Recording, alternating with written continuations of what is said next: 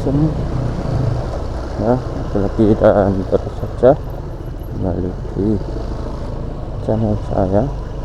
Kali ini kita akan bikin pagi ya, mereview helm NHK N1 Max yang sudah saya gunakan kurang lebih 2 bulan untuk harian dan untuk konten.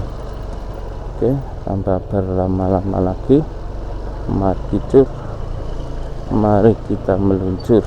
Nah, jadi mungkin video ini bisa buat referensi teman-teman ya yang mau membeli helm Half-Face NHK N1 Max. Barangkali bisa menambah referensi ya untuk jadi beli atau tidak jadi beli helm NHK N1 Max.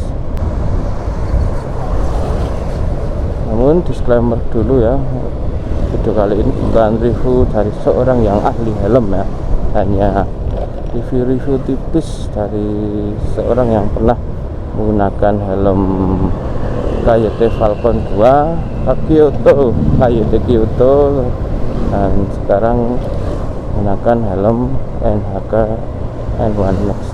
Jadi mungkin nanti juga ada perbandingan ya antara helm NHK N1 Max dengan KYT Kyoto dan helm KYT Falcon 2. Oke ya, yang pertama kita mulai dari yang positif dulu ya, di hal-hal yang detail. Yang pertama chain locknya atau ini gancingan ya, ini menurut saya lebih mudah dari KYT Falcon ataupun KYT Kyoto. Kalau KYT Falcon itu kan menggunakan pin bulat itu seperti kancing, terus kalau KYT Kyoto itu terlalu panjang, jadi kalau pas berkendara lupa belum ngancing helm itu kalau KYT Kyoto agak sulit. Nah kalau ini agak mudah.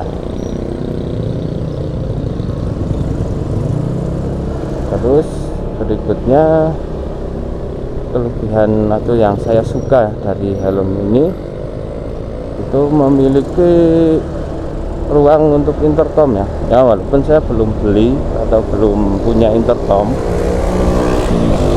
cuman karena sudah ada ruangan sendiri untuk intercom, tentunya bagi teman-teman yang suka touring atau yang suka jalan-jalan mendengarkan musik atau menggunakan intercom itu sudah tersedia. Rencana sih saya mau beli intercom, nanti kita pasang di helm ini. Terus hal yang saya suka yang nomor 3 ya, itu busanya empuk dan nyaman. Kalau saya bandingkan dengan KYT Kyoto ataupun KYT Falcon 2, menurut saya ini busanya ini bagus ini, empuk, terus dalamnya juga bagus ya, ada jaring-jaringnya, terus juga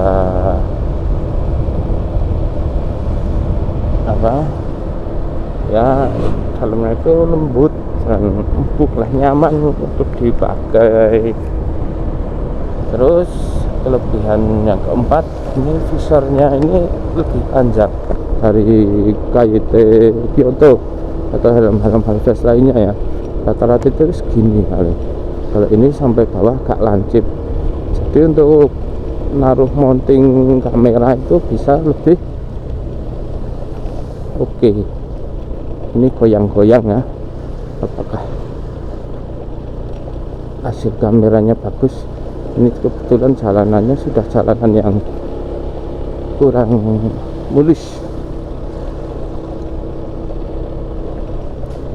Nah kurang lebih seperti itu ya. Terus dari visornya ini kan warnanya smoke ya, agak gelap hitam. Nah ini juga menjadi kelebihan karena saya musim akhir-akhir ini kan musim tanggung ya.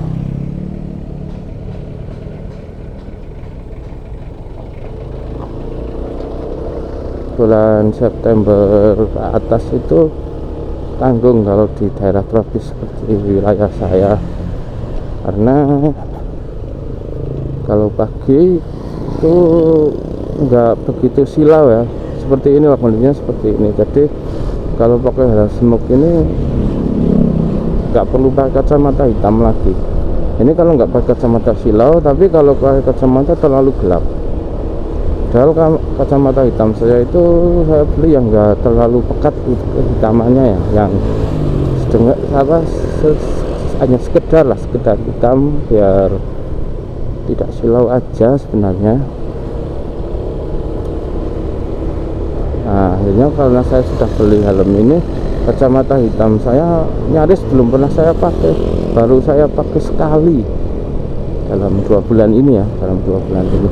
Kalau saya pakai helm KYT Kyoto itu saya masih pakai kacamata hitam kalau pagi.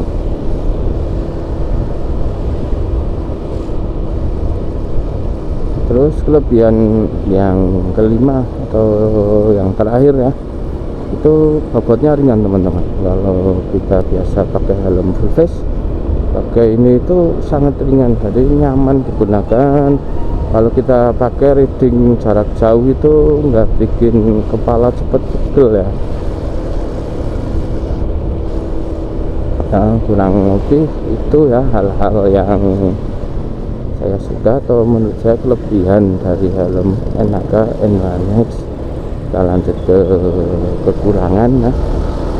Kekurangan yang pertama, busa ini teman-teman, busa yang di sebelah dagu ya. Kalau teman-teman punya leher yang pendek seperti saya, itu kalau buat olah-toleh itu jadi agak sulit pas pakai jaket yang model seperti ini. Ada apa, ada topinya, ada topi ya, atau jaket-jaket yang bagian leher itu nonjol ke atas. Nah, itu kalau kita gunakan untuk toleh kanan kiri, ininya agak nyangkut di jaket.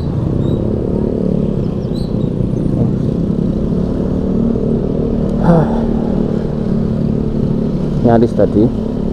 Terus kalau ke hal yang tidak saya suka berikutnya, ini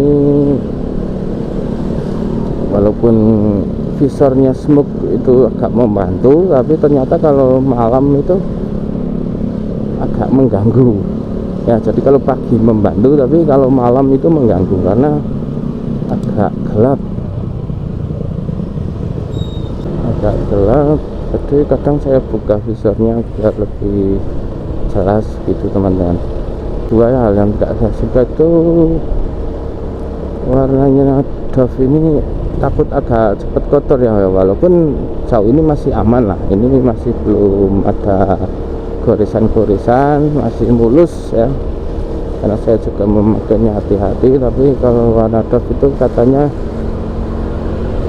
bisa cepat kotor, tapi belum terbukti ya, belum terbukti. Jadi kalau mau dibilang itu kekurangan, menurut saya juga belum bisa juga sih sebenarnya. Kalau mau kita sebut ini adalah kekurangan dari helm Enaga N1X ini. Terus kekurangan berikutnya itu helm ini agak sesak ya, kalau bagi teman-teman yang berkacamata. Yang enggak, kalau sesak sih enggak, cuman gini apa, kalau kita ngelepas helm itu kadang kacamata juga ikut lepas. Tapi ya memang entah kenapa saya kan memang pas beli itu nyoba-nyoba ya, ada Zeus, ada INK, terus ada KYT, terus NHK. Memang karena saya juga sudah pernah pakai KYT Kyoto, memang yang paling enak lepas pasang itu pakai helm KYT. Kalau ini INK, NHK itu kacamatanya juga ikut lepas. Tapi kalau KYT Kyoto itu enggak begitu lepas.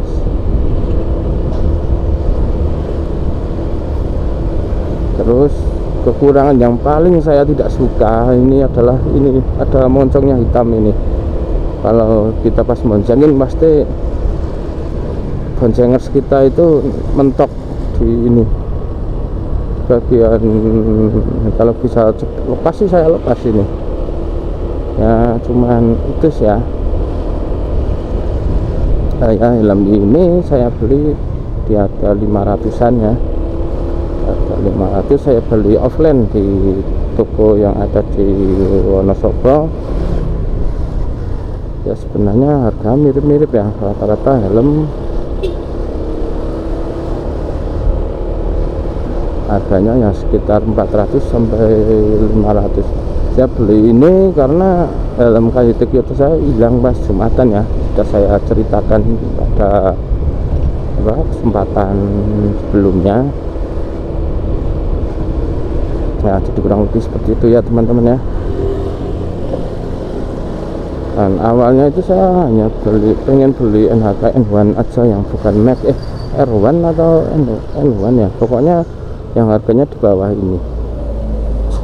Tapi karena tidak ada ukuran L,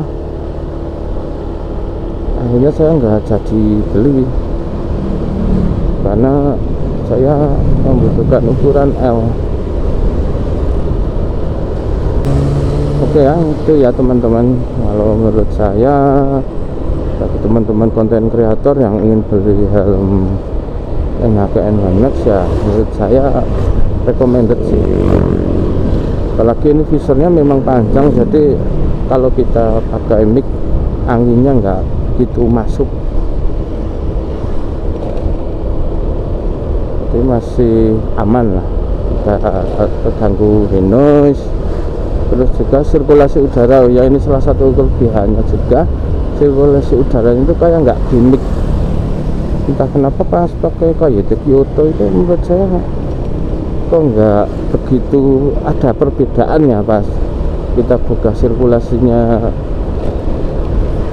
atau pas kita tutup sirkulasinya. Ya memang sih ada perbedaan, cuman nggak begitu berasa. Tapi kalau pakai ini tuh bener-bener berasa jelas itulah perbedaannya antara sirkulasinya ditutup atau sirkulasinya kita buka. Ya, terima kasih buat teman-teman yang sudah selalu support channel saya dengan cara nonton, like, dan komen. Terus bagi teman-teman yang baru bergabung dengan channel saya, silahkan di like dan di subscribe juga boleh kalau teman-teman suka, karena konten-konten saya ini rata-rata jalan-jalan di tempat-tempat yang syahdu ya, dan sesekali ya buat konten-konten tipis-tipis seperti inilah teman-teman yang enggak jelas ya. Oke ya, mungkin itu sedikit review dari saya, kurang lebih maaf, dan semoga teman-teman suka dengan videonya, malah kayak jadi sambutan ya. Oke ya, video kita cukup sampai di sini aja ya, karena yang di sana sudah bahagia dengan yang lain. Sampai jumpa di video berikutnya. Bye bye. Rutinitas membelenggu, pikiran jadi buntu, hati lelah, jiwa menuntu sebuah pelarian dari hirup pikuk pekerjaan, mencari kedamaian di balik jendela motor.